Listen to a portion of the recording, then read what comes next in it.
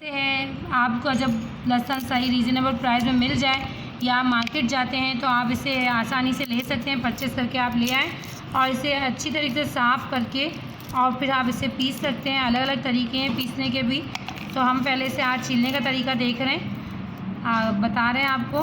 तो पहले हमने जो है लहसुन की कलियाँ अच्छी तरीके से ऐसे अलग करनी है। सारी कलियाँ जो है वो अलग कर ली।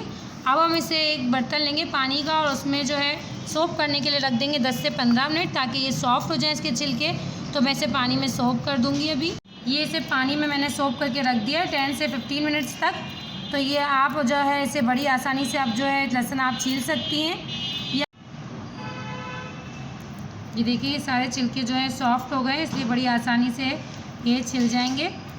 जैसे ये पानी में हम इसे भिगोते हैं तो ये लहसुन जो है आसानी से छिल जाते हैं। असल टेस्ट जो होता है हमारे इस देसी लहसुन में होता है, इससे खानों में बहुत अच्छा टेस्ट आता है।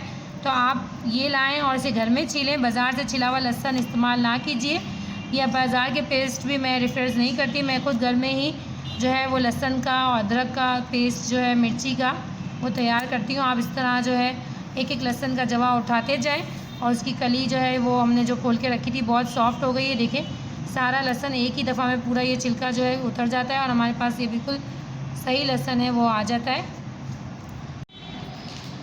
जो लहसुन आप छीलते जाएं तो उसका कचरा है वो आप अलग रखें, इस बर्तन में ना डालें, वरना तो आपको छीलने में प्रॉब्लम होगी। इसलिए सारे ये कचरों को अलग आप बर्तन में जमा कर लें और जो एक एक लहसुन आप जवा छीलते जा रहे हैं और कचरे अलग करते जाएँ। हमने ये देखिए सारे लहसुन छील लिए इसी तरीके से और इन्हें ड्राई भी कर लिया है बिल्कुल। ये हमारे लहसुन छीलने की जो है बहुत आसान ट्रिक है।